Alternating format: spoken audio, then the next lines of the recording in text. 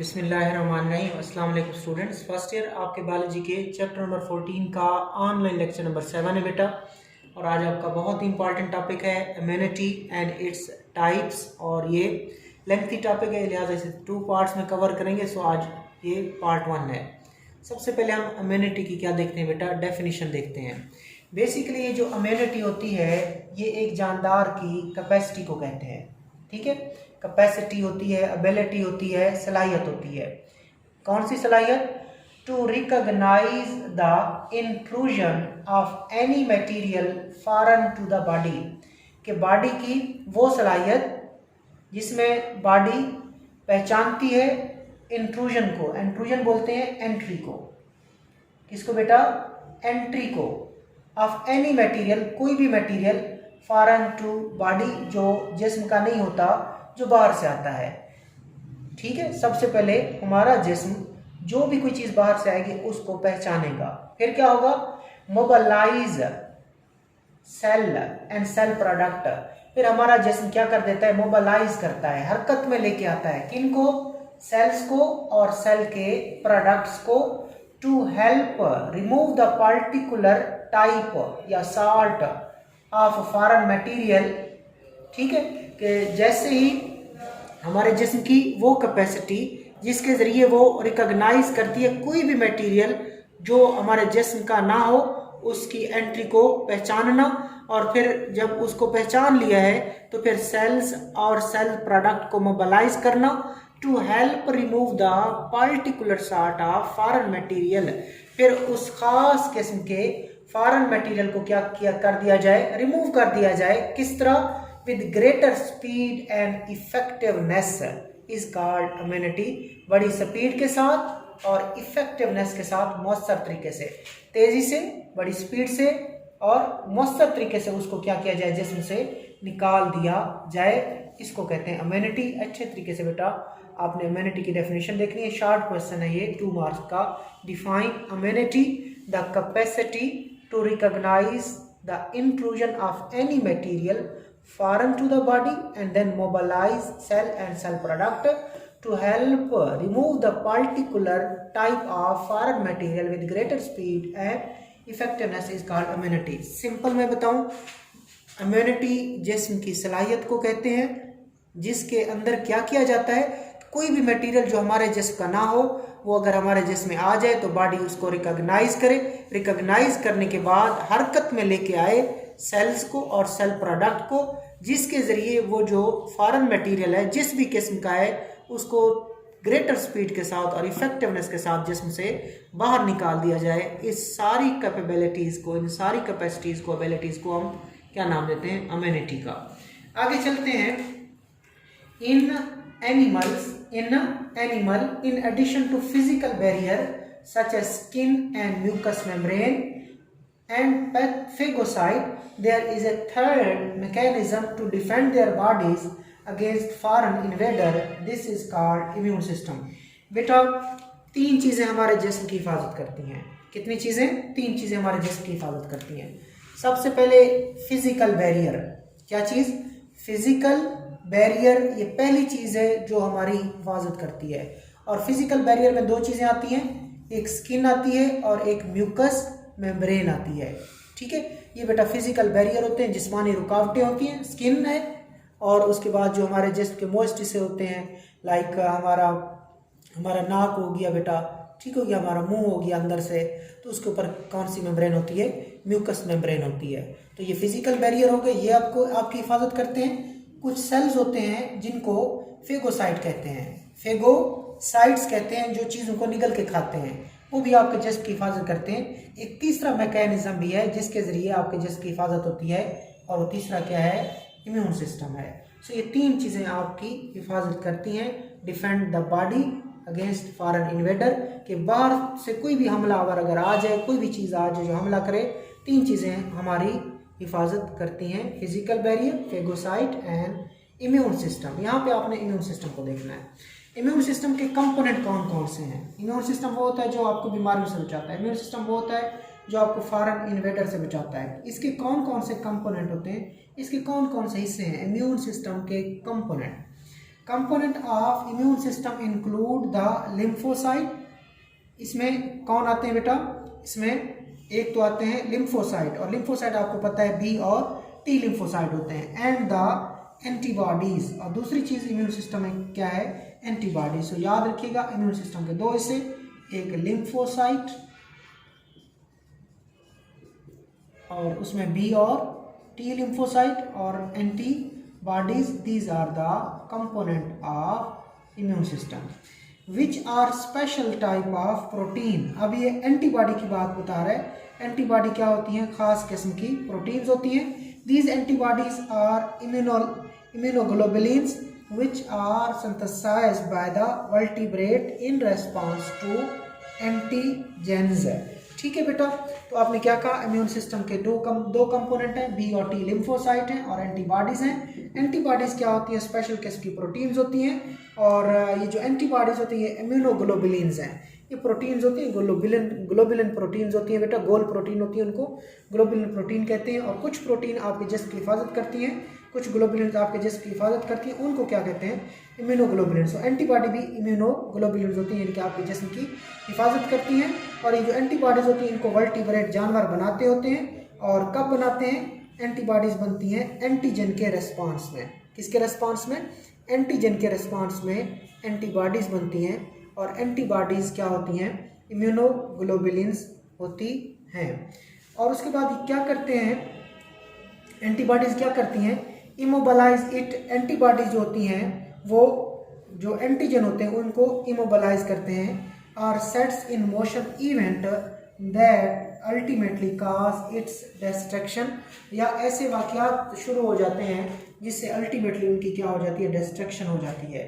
ठीक है बेटा, तो आपको पता होना चाहिए एंटीबॉडीज जो हैं ये आपके इम्यून सिस्टम का हिस्सा हैं, और एंटीबॉडीज इम्यूनोग्लोबुलिन्स होती हैं, वर्टिब्रेट्स में बनती हैं। एंटीबॉडी खुद नहीं बनती, एंटीजन जब आता है हमारे जिस्म में तो उसके रिस्पांस में एंटीबॉडी बनती है, फिर एंटीबॉडी फौरन एंटीजन के रिस्पांस में बनेगी, एंटीजन को इमोबलाइज कर देंगी, यानी कि उसको स्टेशनरी कर देंगी, उसकी हरकत को रोक लेंगे। सो सबसे पहले एंटीबॉडी ने एंटीजन को इमोबलाइज करना होता है, और इमोबलाइज भी कर सकती हैं, या सेट्स इन मोशन इवेंट, या ऐसे वाकयात, ऐसी तब्दीलियां शुरू हो जाती हैं that ultimately causes it's destruction, जिसके नतीजे में एंटीजन की क्या हो जाती है, डिस्ट्रक्शन हो जाती है।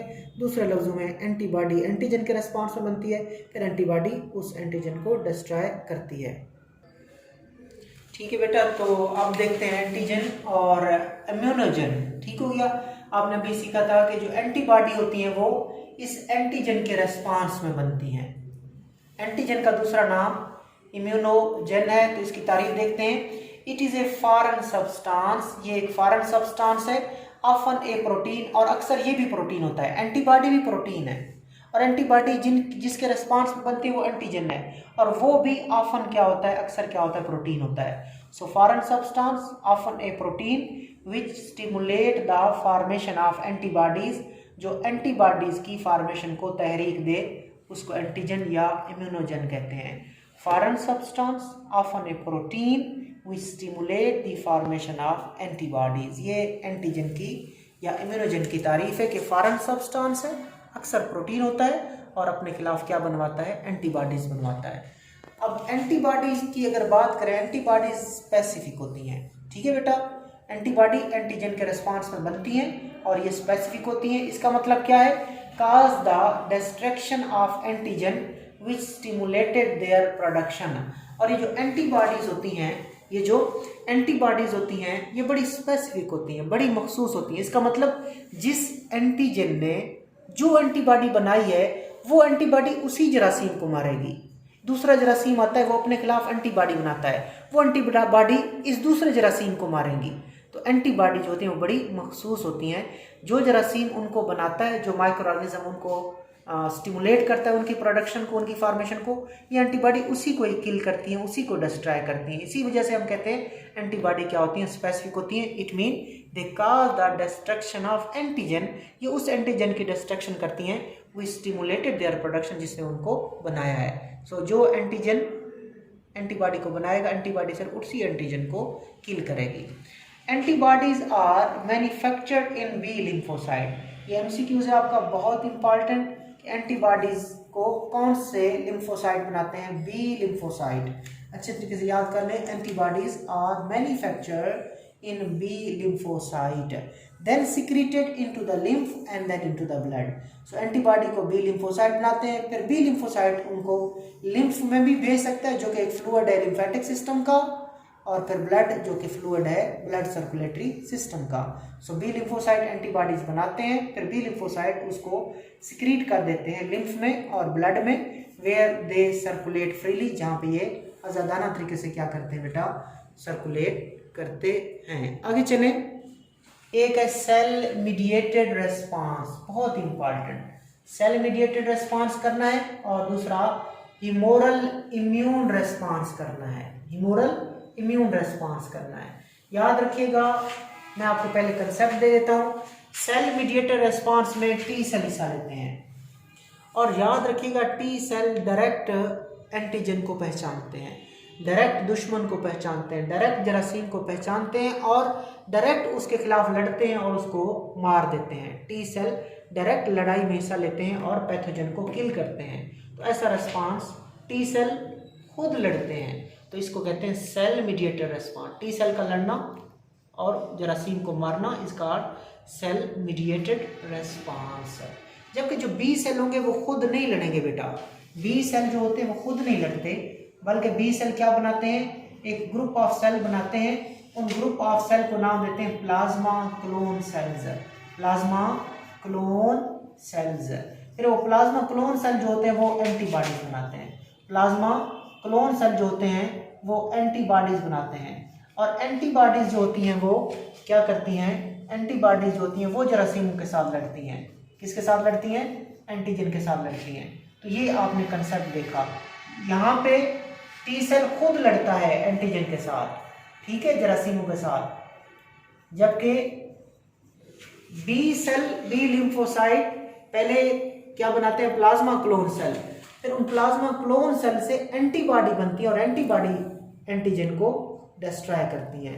तो ऐसा रेस्पॉन्स ह्यूमोरल इम्यून रेस्पॉन्स कहलाता है। कंसेप्ट मैंने बता दिया, बाकी आप डेफिनेशन देख लेते हैं। T cell recognise antigen, T cell खुद एंटीजन को रिकॉग्नाइज करते हैं, देन कम्बैट, फिर लड़ते हैं, कम्बैट का मतलब होता है लड़ना, combat micro organism and are effect the rejection of foreign tissue in case of tissue transplant. ये दूसरा इसका पार्ट है। मैं आपको फिलहाल बता दूं कि टी सेल जो होते हैं वो एंटीजन को रिकॉग्नाइज करते हैं और उसके बाद फिर उसी माइक्रो ऑर्गेनिज्म के साथ लड़ाई करते हैं। एंटीजन भी वही माइक्रो ऑर्गेनिज्म है बेसिकली, ठीक है बेटा। सो आपने क्या कहा, टी सेल रिकॉग्नाइज करते हैं माइक्रो ऑर्गेनिज्म को, टी सेल रिकॉग्नाइज करते हैं एंटीजन को, और फिर उस माइक्रो ऑर्गेनिज्म के खिलाफ या एंटीजन के खिलाफ लड़ते हैं। ठीक, ये भी ठीक है यहाँ तक।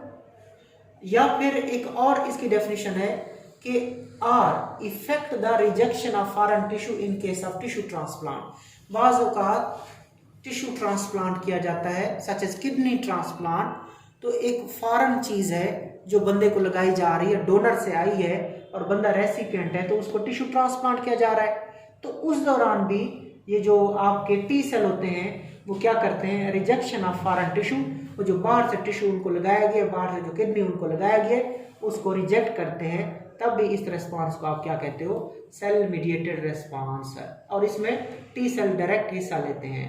तो ये क्लियर कर लें, टी सेल जो होते हैं वो एंटीजन को रिकॉग्नाइज करते हैं, फिर उस एंटीजन के खिलाफ या माइक्रो ऑर्गेनिज्म के खिलाफ लड़ते हैं, या फिर effect the rejection of foreign tissues in case of tissue transplant, या टिश्यू ट्रांसप्लांट के दौरान ये क्या करते हैं, उस फॉरेन टिश्यू को रिजेक्ट कर देते हैं। ठीक है, उस फॉरेन टिश्यू को रिजेक्ट कर देते हैं, इसको बोलते हैं cell mediated response.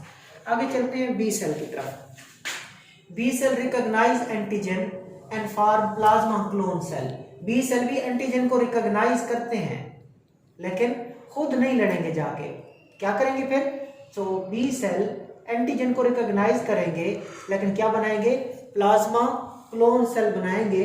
These plasma clone cell synthesise and liberate antibodies into the blood plasma and tissue fluid. फिर वो प्लाज्मा क्लोन सेल क्या खारिज करेंगे, एंटीबॉडीज खारिज करेंगे, और एंटीबॉडीज ब्लड में भी जा सकती हैं और टिश्यू फ्लूइड में भी जा सकती हैं।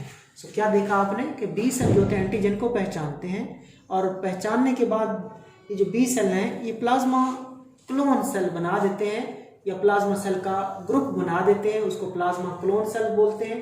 फिर वो प्लाज्मा क्लोन सेल जो होते हैं वो सिंथेसाइज करते हैं, फिर लाइब्रेट का मतलब खारिज करते हैं एंटीबॉडीज। वो एंटीबॉडीज ब्लड में भी जा सकती हैं और टिश्यू फ्लूइड में भी जा सकती हैं। Here antibodies attach to the surface of the bacteria and speed up their phagocytosis। Antibodies क्या करेंगी, अटैच हो जाएंगी किसके साथ, बैक्टीरिया की सरफेस के साथ, और फिर उनकी फेगोसाइटोसिस को क्या करवा देंगी, स्पीड अप करा देंगी। और combine with and neutralise toxin produce by microorganism, या फिर क्या करती हैं, या फिर उस माइक्रो ऑर्गेनिज्म के साथ कंबाइन कर जाती हैं and neutralise toxin produce by microorganism, और माइक्रो ऑर्गेनिज्म से जो टॉक्सिन बनता है उसको क्या कर देती हैं, न्यूट्रलाइज कर देती हैं बाय प्रोड्यूसिंग एंटी टॉक्सिन, और टॉक्सिन के खिलाफ जो बनता है वो एंटी टॉक्सिन होता है। ऐसा रिस्पांस क्या कहलाता है, this response is called humoral immune response. Simple है बेटा, टी सेल खुद हिस्सा लेता है एंटीजन को मारने में, टिश्यू को रिजेक्ट करने में, उसको सेल मीडिएटेड रिस्पांस कहते हैं। बी सेल एंटीजन को पहचानने के बाद, रिकॉग्नाइज करने के बाद प्लाज्मा क्लोन सेल बनाता है, फिर वो प्लाज्मा क्लोन सेल एंटीबॉडीज बनाते हैं, और एंटीबॉडी जाके दो तरीकों से काम करती हैं। एक तो एंटीबॉडी जो बैक्टीरिया की सरफेस है उसके साथ अटैच हो जाएंगी और उनकी फेगोसाइटोसिस को बढ़ा देंगी, या एंटीबॉडीज माइक्रो ऑर्गेनिज्म के साथ कंबाइन हो जाएंगी, और फिर जो माइक्रो ऑर्गेनिज्म टॉक्सिन बना रहा होगा ये एंटीबॉडी क्या करेंगी, उसको न्यूट्रलाइज कर देंगी, क्या बना के, एंटी टॉक्सिन्स बना के। तो बी सेल का ये वाला जो रेस्पॉन्स है एंटीबॉडी के थ्रू, इसको कहते हैं ह्यूमोरल इम्यून रेस्पॉन्स। आगे चलते हैं, व्हेन वी गेट वैक्सीनेशन, जब हम वैक्सीनेशन करते हैं अपनी अगेंस्ट ए स्पेसिफिक डिजीज, एक खास बीमारी के खिलाफ, खास एंटीजन के खिलाफ, we become immune to that infection, हम क्या हो जाते हैं, उस इन्फेक्शन से इम्यून हो जाते हैं। बेटा जिस तरह हम पोलियो के कतरे पीते हैं तो हम पोलियो से महफूज हो जाते हैं, या हम मुख्तलिफ बीमारियों के हिफाजती टीके लगाते हैं तो हम उन बीमारियों के खिलाफ क़ुव्वत मुदाफ़त इख्तियार कर लेते हैं, तो हम उन बीमारियों के खिलाफ इम्यून हो जाते हैं। So when we get vaccination, जब हम वैक्सीनेशन करवाते हैं अपनी अगेंस्ट स्पेसिफिक डिजीज़ और स्पेसिफिक एंटीजन, एक ख़ास बीमारी के खिलाफ, एक ख़ास जरासीम के खिलाफ, एक ख़ास एंटीजन के खिलाफ, तो क्या करते हैं फिर, we become immune to that infection, तो हम उस जरासीम, उस बीमारी, उस इन्फेक्शन के खिलाफ क्या हो जाते हैं, immune. If we get vaccination against polio, small pox, measles, mumps etcetera once in our life time, we are protected और become immune to that infection in our future life. अगर हम एक दफ़ा ही वैक्सीनेशन करवा लें पोलियो के खिलाफ, small pox चीचक के खिलाफ, मीजल कहते हैं खसरा के खिलाफ, मम्प्स बेटा कान पेड़ टाइप होते हैं जिसमें लिम्फ नोड बहुत ज़्यादा सूज जाते हैं। सो अगर हम मम्प्स, मीजल, स्मॉल पॉक्स, पोलियो के खिलाफ ज़िंदगी में एक दफ़ा वैक्सीनेशन करा लें तो हम अपनी पूरी मुस्तकबिल की लाइफ में इन बीमारियों से बच सकते हैं। अब थोड़ा बेटा आप लोग एंटीबॉडी के मालिक्यूल की स्ट्रक्चर देख लें। जो एंटीबॉडी का मालिक्यूल है उसमें 4 पॉलीपेप्टाइड चेन होती हैं। एंटीबॉडी के मालिक्यूल की स्ट्रक्चर है उसमें टोटल 4 पॉलीपेप्टाइड चेन है, 1 2 3 4। अगर इन 4 पॉलीपेप्टाइड, ये भी गुजार सकते हैं कि एंटीबॉडी का मालिक्यूल कितनी पॉलीपेप्टाइड चेन पर मुश्तमिल है, 4। उसमें देखिए ये छोटी चेन है, ये बड़ी चेन है, ये बड़ी चेन है, ये छोटी चेन है, सही है। तो जो छोटी चेन होते हैं उनको बोलते हैं लाइट चेन। इधर से ये लाइट है और इधर से ये लाइट चेन है, ये भी हैवी चेन है, ये भी हैवी चेन है। तो टोटल चेन्स कितनी होती हैं, 4। 2 एक जैसी हैवी चेन और दूसरी 2 एक जैसी light chain. Total 4 polypeptide chains होती हैं। 2 are alike which are heavy chain and 2 another are alike or similar which are called light chains. So 2 light chains होती हैं और 2 heavy chains होती हैं। और जो लाइट और हैवी चेन है वो आपस में डाइसल्फाइड ब्रिज या डाइसल्फाइड बॉन्ड से मिली होती है। लाइट और हैवी चेन आपस में डाइसल्फाइड बॉन्ड या ब्रिज से मिली होती है। इस तरह 2 हैवी चेन भी आपस में डाइसल्फाइड बॉन्ड से जुड़ी होती हैं। फिर अगर हम देखें बेटा उस लाइट और हैवी चेन को थोड़ा अंदर से देखें तो ये देखें यहाँ पे जो होते हैं वेरिएबल, लाइट चेन में यहाँ पे वेरिएबल अमीनो एसिड है और हैवी चेन में यहाँ पे वेरिएबल अमीनो एसिड है। Variable amino acid, variable amino acid, constant amino acid, constant amino acid, constant amino acid, constant amino acids. चूंकि एंटीबॉडी प्रोटीन है, प्रोटीन में अमाइनो एसिड होते हैं, दो किस्म के, वेरिएबल और कांस्टेंट। और ये वाली जो जगह है ये एंटीजन बाइंडिंग साइट है। इस जगह से ये एंटीबॉडी इस जगह से एंटीजन के साथ मिलेगी, ये एंटीबॉडी इस जगह से एंटीजन के साथ मिलेगी। सही है बेटा। और आपको मैं बता दूं, आपने कहा कि मुख्तलिफ एंटीबॉडीज होती हैं जो ख़ास किस्म के एंटीजन के साथ अटैच होती हैं, और उनको मुख्तलिफ कौन बनाता है? ये वेरिएबल अमाइनो एसिड। ये वेरिएबल जो अमाइनो एसिड हैं ये एंटीबॉडी को मखसूस बनाते हैं, और इन्हीं की वजह से ये हर एंटीबॉडी में मुख्तलिफ अमाइनो एसिड होते हैं। ये एक में वेरिएबल अमाइनो एसिड और तरह के होते हैं, दूसरी एंटीबॉडी में वेरिएबल अमाइनो एसिड और तरह के होते हैं। जबकि ये जो कांस्टेंट अमाइनो एसिड है, ये एक क्लास की अगर एंटीबॉडी है तो उसमें कांस्टेंट अमाइनो एसिड सब में सेम होते हैं। फ़र्क आता है वेरिएबल अमाइनो एसिड्स में, नाम भी वही है, उसी लिहाज से वेरिएबल अमाइनो एसिड। और यही डिटरमाइन करते हैं कि ये एंटीबॉडी किस किस्म के एंटीजन के साथ बाइंड करेगी। आगे देखें, ये बेटा सेल्स हैं, cells with surface antigen. Bacteria के सेल हो सकते हैं, वायरस के सेल हो सकते हैं, कोई और फॉरेन ऑब्जेक्ट हो सकता है। तो ये सेल्स हैं विद सरफेस एंटीजन, जिनके ऊपर क्या मौजूद है? एंटीजन मौजूद है। So these are the cell with surface antigen. और ये आपके पास दोबारा एंटीबॉडीज हैं। एंटीबॉडीज कंप्लीमेंट्री टू एंटीजन, के जो एंटीबॉडीज हैं ये उनके साथ कंप्लीमेंट है, यानी कि उनके साथ अटैच हो सकती हैं। ये आप देखें, एंटीबॉडीज जो है वो एंटीजन के साथ, उन सेल के साथ अटैच हो चुकी हैं। तो इसको कहते हैं एंटीजन एंड एंटीबॉडी कॉम्प्लेक्स। ये एंटीजन्स हैं, सेल्स हैं, उनके ऊपर एंटीजन है, और ये एंटीबॉडीज हैं, और यहाँ पे वो क्या बन चुका है? एंटीजन और एंटीबॉडी का कॉम्प्लेक्स बन चुका है। अल्लाह हाफिज़।